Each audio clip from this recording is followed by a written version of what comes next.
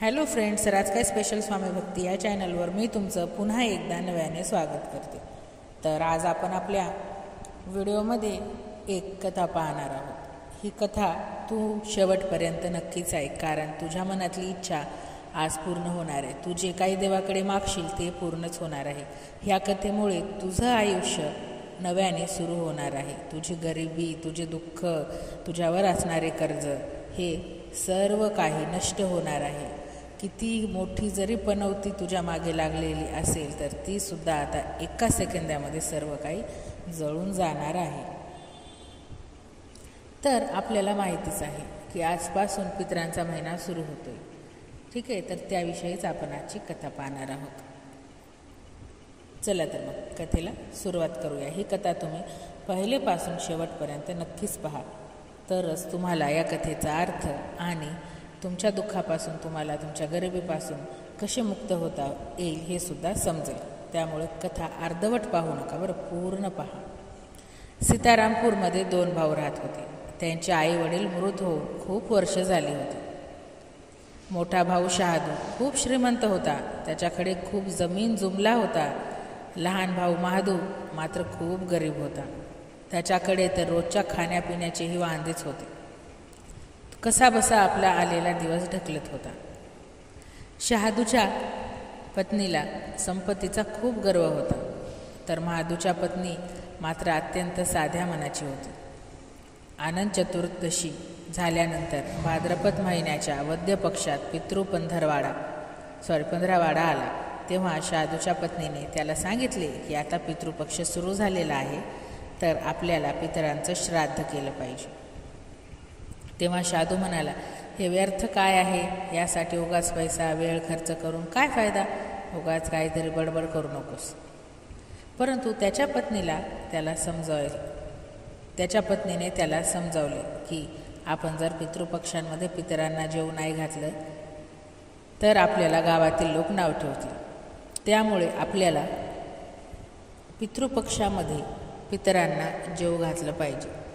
पण यात तिचा दुसरा हेतू देखील होता, तो म्हणजे तिला आपल्या माहेरच्या लोकांना मेजवानीसाठी आमंत्रित करण्यासाठी ही संधी योग्य असल्याचे वाटत होती. मग ती म्हणाली, तुम्ही कदाचित मला त्रास नको म्हणून असे म्हणत असाल, पण मला यात काही एक त्रास होणार नाही. मी महादूच्या बायकोला बोलावून घेईन, दोघे मिळून सर्व कामे करून घेऊ. त्यानंतर तिने शहादूला आपल्या माहेरी निमंत्रणासाठी पाठवले. दुसऱ्या दिवशी तिने महादूच्या बायकोला आपल्याला बोलावले म्हणून महादूची पत्नी पहाटेच आली आणि कामाला लागली. तिने स्वयंपाक तयार केला, अनेक पदार्थ केले. मग सर्व कामे उरकून ती तिच्या घरी आली, कारण तिलाही पितरांचे श्राद्ध तर्पण करायचे होते. यावेळी शहादूच्या पत्नीने तिला थांबवले नाही ना ती थांबली. लवकरच दुपार झाली. पूर्वज जमिनीवर उतरले. शहादू महादूचे पूर्वज आधी शहादूच्या घरी गेले. तेव्हा त्यांनी पाहिले त्यांच्यासाठी इथे काहीही नव्हते. शहादूच्या पत्नीच्या घरचे सर्व लोक तेथे जेवणामध्येच व्यस्त होते. निराश होऊन ते महादूच्या घरी गेले, पण बिचाऱ्या महादूच्या घरी तर काहीच नव्हते. 18 विश्व दारिद्र्य असणारा तो महादू उदास बसला होता. त्यानं पूर्वजांच्या नावावरच आगीयारी तयार दिली होती. पूर्वज त्यांची राख चाटून भुकेने नदीकाठी गेले. थोड्या वेळाने सर्व पूर्वज एकत्र आले आणि आपापल्या श्राद्धांची स्तुती करू लागले. शहादू महादू यांच्या पूर्वजांनीही त्यांच्यासोबत घडलेला सर्व प्रकार कथन केला. मग सर्व इतर पितर त्यांना बोलू लागले की जर महादू सक्षम असता तर त्यानं तुम्हाला जेवायला दिलं असतं, पण त्याच्याकडे काहीही नव्हतं, म्हणून त्यानं निदान तुमच्या नावाने आगेयारी तरी केली. पण ज्याच्याकडे सर्व काही होतं त्याने मात्र तुमच्या नावाने काहीही केलं नाही.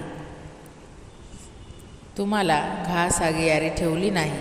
मग ते विचार करू लागले की महादूकडे धनधान्य असतं तर कदाचित त्यानं उपाशी राहावे लागले नसते, पण महादूच्या घरी भाकरीही खायला नव्हती. हा सगळा विचार करून त्यांना महादूची दया आली. अचानक ते गाणं म्हणत नाचू लागले. माधूचं घर धनधान्य आणि संपत्तीने भरावे. संध्याकाळ झाली होती. माधूच्या मुलांना खायला काही मिळाले नव्हते.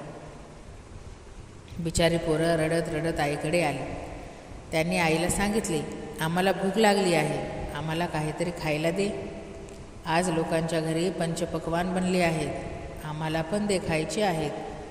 तेव्हा त्यांना टाळायचे म्हणून माधूची बायको म्हणाली, जा, कुंड अंगणात उलटे ठेवले आहे, जा उघडून जे मिळेल ते वाटून घ्या, खा. मुलेही आनंदाने तिथे पळत गेली. त्यांना वाटले आईने खरोखर काहीतरी छान बनवले आहे. मुलं तिथे पोचल्यावर काय बघतील की टाकी धनाने भरलेली आहे. ती आईकडे धावत धावत आली आणि सर्व काही सांगितले. अंगणात आल्यानंतर माधूच्या पत्नीने ह्या सर्व प्रकार पाहिला. तेव्हा तिलाही आश्चर्याचा धक्काच बसला. अशा रीतीने माधू श्रीमंत झाला. पण पैसा मिळाल्यावर तो अहंकारी झाला नाही. दुसऱ्या वर्षी पितृपक्ष आला. श्राद्धाच्या दिवशी माधूच्या पत्नीने 56 प्रकारचे पदार्थ बनविले. ब्राह्मणांना बोलावून श्राद्ध केले, भोजन केले, दक्षिणा दिली. सोन्या चांदीच्या भांड्यांमध्ये भाऊ बहिणीला जेवण दिले. यामुळे पूर्वज अत्यंत आनंदी व समाधानी होते. अशा पद्धतीने जे कोणी आपल्या पितरांसाठी दानधर्म करतात त्यांच्या जीवनातील सर्व दुःख दारिद्र्य निघून जाते. त्यांचे पितृ त्यांच्यावर संतुष्ट होतात. या कारणामुळे पितर होतात नाराज. तर आता आपण पाहणार आहोत की पितृ कोणत्या कारणांमुळे आपल्यावर नाराजसुद्धा होऊ शकतात. तर पूर्वजांनाही त्यांच्या वंशजांकडून आदर हवा असतो. धार्मिक मान्यतानुसार जेव्हा एखाद्या प्रिय व्यक्तीचा मृत्यू होतो तेव्हा तो पितृदेवाचे रूप धारण करतो आणि त्याच्या वंशाचा रक्षण करतो. पण वंशांनी त्याची पूजा केली नाही किंवा त्यांचा तिरस्कार केला तर त्यांना राग येतो, त्यांना वाईट परिणाम मिळतात. अशा परिस्थितीत ते सूचित करतात की पूर्वज त्यांच्यावर नाराज आहेत. तर मुलांच्या सुखात अडथळे असे मानले जाते की वडीलधारे नाराज झाले असतील तर मुलांच्या सुखात बाधा येते. जर एक मूल असेल तर ती तुमची प्रतिस्पर्धा असेल, तुम्हाला अडचणींचा सामनाच करावा लागेल. तसेच तुमच्या विवाहामध्ये सुद्धा अडथळे येऊ शकतात. घरातील कोणत्याही मुलाचे लग्न होत नाही आणि विवाह झाला तरी वैवाहिक जीवनात अडचणींचा सामना करावा लागतो. तसेच तुमच्या कामामध्ये सुद्धा खूपच अडथळे येऊ शकतात. असे मानले जाते की जर तुमच्या कामात अडथळे येत असतील आणि कोणतेही काम यशस्वी होत नसेल तर ते पितरांच्या नाराजीचे किंवा पितृदोषाचेच लक्षण आहे. तसेच तुमच्या घरामध्ये भांडण कलह होऊ शकते. तर शास्त्रानुसार घरामध्ये वारंवार भांडणं होणे पितृदोषाचे कारणही मानले जाते. तर त्याचप्रमाणे तुमचे आकस्मिक नुकसानसुद्धा होऊ शकते. जर पूर्वज नाराज असतील तर जीवनात अचानक मोठे नुकसान सहन करावे लागते. आर्थिक अडचणींचा सामना देखील तुम्हाला करावा लागतो. तर पितृदोषापासून जर का मुक्ती तुम्हाला मिळवायची असेल तर त्याचा एकच उपाय आहे, ते म्हणजे पितृपक्षामध्ये दान करावे. गाईला दान करा, इतरांच्या शांतीसाठी विधी करा, कावळ्याला अन्न द्या. पितरांच्या शांतीसाठी विधी करा आणि कावळ्याला अन्न द्या. तर हेच उपाय आहे, बाकी काही नाही. फक्त तुम्हाला एवढंच करायचं आहे. तर मित्रांनो, आजची जी आपली कथा होती ना ती खूप छोटूशी होती. कथा छोटूशी जरी असली तरीसुद्धा ती आपल्या उपयोगाचीच होती. म्हणून तुम्हीसुद्धा तुमचे पितरांचे श्राद्ध करायला अजिबात विसरू नका. किती जरी मोठा पितृदोष असेल तरी तो सुद्धा निघून नक्कीच जाईल बरं का. म्हणून पितृश्राद्ध नक्की आणि नक्कीच करा. मित्रांनो, तुम्हाला ही कथा कशी वाटली, हा व्हिडिओ कसा वाटला हा मला कमेंट बॉक्समध्ये नक्कीच सांगा.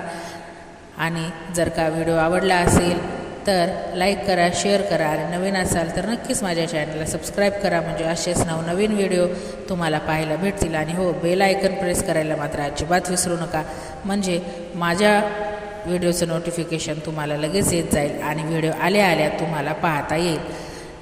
तर चला भेटूया उद्याच्या व्हिडिओमध्ये नवीन विषय आणि नवीन व्हिडिओ घेऊन. तोपर्यंत बाय बाय. श्री स्वामी समर्थ.